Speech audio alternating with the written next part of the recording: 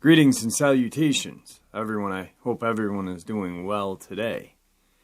Today I have an assortment of terrifying yet very informative encounters to share with you. Before we get into these encounters, a couple links. As you know, I rely on my Patreon, my PayPal, and my merch to help the channel to continue to grow and go. Those links are in the description below. I also have a second channel for creepypasta, fanfiction, scary voice acting. Stories that, well, they just don't fit on this channel. Now, if that's anything that you're into, follow that link and give those stories a listen. You may or may not like what you hear. Last but not least, Dogman, Frightening Encounters, Volume 1, 2, and now 3. The audiobook version is available on Audible, Amazon, and iTunes. They were written by Tom Lyons, narrated and produced by me, Jeffrey Nadolny. Those links are in the description as well. Now, I've taken enough of your time, everyone. Let's get on with today's upload. Shall we? Today's first encounter. I used to work on Vandenberg Air Force Base in Central California. My office was on top of the mountain that was ceremonial Chumash land. Whenever ground was broken, we had to have a religious leader come out and bless the ground first. It's usually pretty foggy about halfway up the mountain, and I got used to driving it every day, but you have to keep an eye out for deer, mountain lion, bear, all sorts of wildlife. One night, about 11 p.m., I was driving down the mountain and had just gotten to the point where the fog was gone. In front of me was clear, and behind me was a wall of fog. As I got to the sharp turn, I saw what I thought was a large coyote in the road, so I slammed on my brakes. It looked like it had no fur, and was covered in pale, leathery skin with a dog-like head. As I looked at it, it rose up on its hind legs. It was hunched over, maybe 6 feet tall, but if it was standing straight, I'd guess 7 feet. It turned and looked right at me and slowly walked off the road into the brush. At that time, I was doing a class on Native Americans for my degree and was in touch with Chumash members for my project. I asked them if they knew anything about it, and they simply said, "We don't talk about that." To this day, I'm 100% sure that I know what I saw that night. Tonight's second encounter. I was traveling in the dark at work tonight.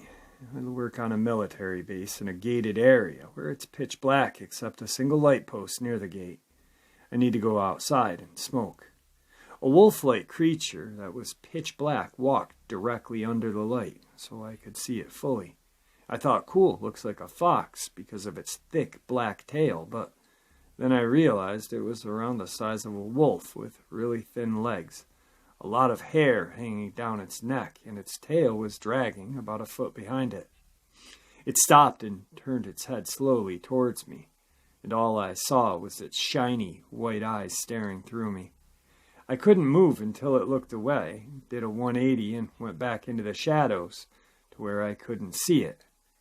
I slowly approached out to the gate, and it had disappeared after I got outside the gate.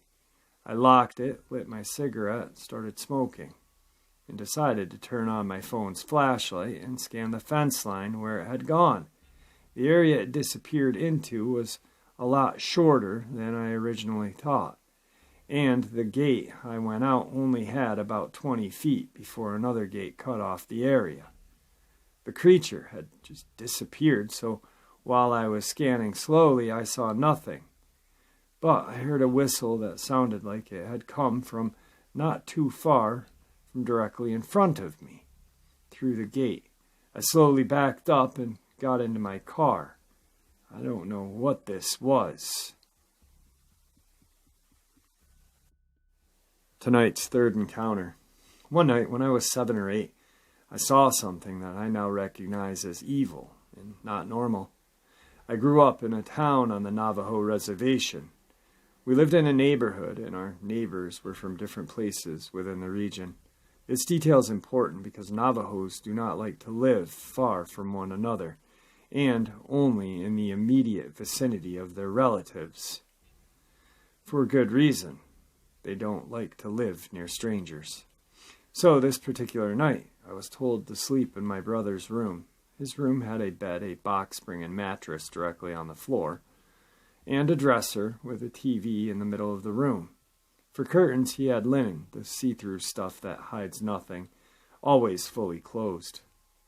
He didn't have posters, pictures, or anything else in his room. For some reason, I just couldn't sleep. I tossed and turned and shut my eyes tightly until I saw neon rings outlining the darkness of my closed-eyed vision. I tried counting imaginary sheep and still could not sleep. I don't know what time it was when the dog started barking and rumbling with something. I sat up in bed and looked out the window. Moonlight lit our backyard, and I did not see anything. I merely listened to the dogs who were out of sight. Then, from the house to my left, I heard something run off from the rumbling with loud footsteps and dogs in pursuit. Within a split second, the footsteps approached my backyard and into my view. I saw something white run by the window, followed by the dogs. It looked like a hyena with an elongated neck and a galloping gait. I also noticed that the neck stood more upright, the same angle that a giraffe's neck sticks up. At that time, I didn't know enough to fear what I saw. I didn't tell anybody about this until decades later.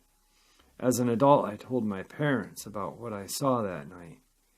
And they told me that back then, we lived next door to a witch, a Skinwalker. I had seen her leaving her home in animal form on that night. I recall that the neighbor died within 1 or 2 years of me seeing the hyena.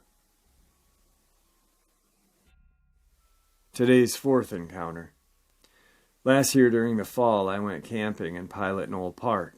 I went to bed at around 11:30 and woke up around 2:30 because I had to go to the bathroom. On my way back, I heard a noise, and I looked around. I saw a creature squatting on a tree branch. From the quick glimpse I saw, it had reddish eyes and was dark in color. I was so scared that I ran back to the tent and stayed still until I fell asleep. When I woke up, me and my friends packed up and left.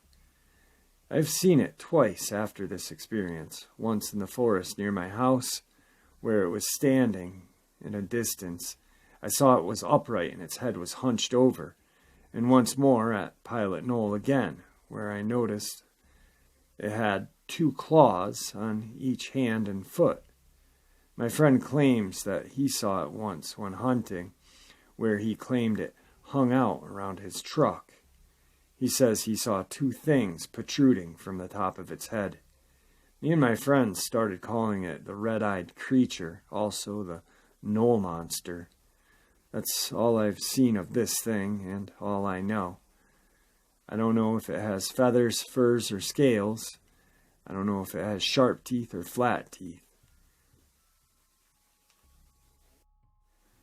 Today's 5th encounter. My friend told me about his encounter, and I'm going to share it with you. My friend, who was 12 at the time, was on a logging road watching for deer that might be pushed out by his relatives. He was sitting in a truck by himself, except for a small pug dog. He said that he smelled a dead animal smell. At the time, the dog began to get very agitated and was barking and trying to get out of the truck. The dog leapt from the window to the ground. It then went from being aggressive to very frightened. The witness said the dog came back, cowering, wanting to get back in the truck, and had peed all over itself. There was a bank that went up from the road next to the truck. My friend said that he heard something moving in the brush above him. When he looked up, he saw something moving. Then the creature stepped out into the open about 40 feet up from the top of the bank. It looked at him for about 30 seconds, made some grunting and mumbling noises. He said that it cocked its head from side to side a couple of times. Then the creature turned and ran up the hill. He said the thing was 7.5 feet. Dark brown hair, long arms, but shorter and more sparse. Hair on its chest. The chest and stomach muscles could be clearly seen. My friend was really frightened and ran down the road toward his relatives. Today's sixth encounter. I was in Cave Junction, Oregon in the late 70s. My family was visiting my grandparents who lived there at the time. My family, dad, mom, 2 sisters and brother, were sleeping in a tent trailer. My sister and I slept on the side that overhangs the trailer hitch. When, early one morning, the 2 of us were awakened to something scratching the bottom of our bed. Then it scratched the tent part above us.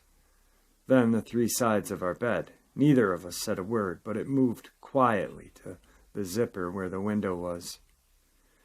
We slowly unzipped, and we were instantly assaulted by this terrible smell. We saw dark brown fur up against the mesh, and the scratching was once again above us. We quietly got out of bed and woke our parents. But by the time we got them up, and they went outside, it was gone. We figured that the movement of the trailer scared whatever it was away. We were positive that it was some sort of creature, not a man. The trailer was parked on pavement, so there was no way of seeing any footprints anywhere. My parents and grandparents never spoke of whatever they found or didn't find that day. Today's 7th encounter. I was driving home at around 10 p.m. in Santa Monica Mountains, just outside of L.A. It was dark, no cars on the road. I'm basically in the middle of nowhere. As I'm driving, I see a car in front of me take evasive action and swerve. He recovered and kept driving. I then see what he swerved to avoid, a white barn owl, I think, casually sitting on the side of the road. I turned around to get a better look, and by this time it was up on a fence. I got a very good look at him, and I wanted to get a closer look. By the time I got out of the car, it was gone. I continued to drive home. But the next 60 seconds or so, I felt terribly uneasy and anxious. I continued driving, and had this strange, malicious feeling that I could not explain. Out of nowhere, not a minute after seeing this white owl, I see this pure white dog-like animal running straight for my car in the middle of the road, as if it didn't notice my car. Mind you, I'm traveling about 45 miles an hour. I swerve to avoid the animal as it stops in its tracks, and my Jeep goes up on 2 wheels. These cars are pretty top-heavy. I'm able to recover and ride alongside, and come to a screeching halt. I turned and saw the animal is now on the sidewalk, and after collecting myself, pulled up and tried to follow it. When I got closer to it, I immediately recognized it as a coyote. They're fairly common in this area, but I've never seen an albino coyote before. It, without a doubt, had the whitest fur I had ever seen. I tried to follow it down the dark road to get a picture, but immediately was overwhelmed by an uneasy feeling that this creature wanted to harm me. I turned around and drove home slowly, thinking about what I had seen. Today's 8th encounter. I was bow hunting and had parked myself between 2 deer trails, each running alongside a clear cut. I was dead center within 25 yards between me and each trail. I faced west into the wind at about dusk. There were usually a lot of deer in the area, but on that evening it was quiet. Just as it became too dark to see my aiming lights, I heard crunching footsteps coming from directly behind me. At the time, I thought it might be a buck in rut. The animal seemed to be following my scent directly to where I was hiding in some blackberry brush. A cover scent had been applied to my clothes and boots using pine needles that were blended with water. My clothes were soaked in the solution and dried, very effective for deer anyway. This animal walked right up to the clearing behind me. I had plenty of time to turn around and situate myself for a clear shot. I raised my bow and it came into view 25 yards away and stopped. It seemed to know exactly where I was sitting. We were staring at each other from a distance of about 75 feet for a full minute. The Sasquatch slowly swayed back and forth a few inches from side to side. I estimated it to be about 7.5 feet tall, maybe 600 pounds. I never pulled back the bow, and the Bigfoot eventually just turned around and walked in the same direction it came from. Because of the thick leaves on the ground, no tracks were found the next day when I returned to take a look. This animal was black in color, and its shoulders were approximately 4 feet wide.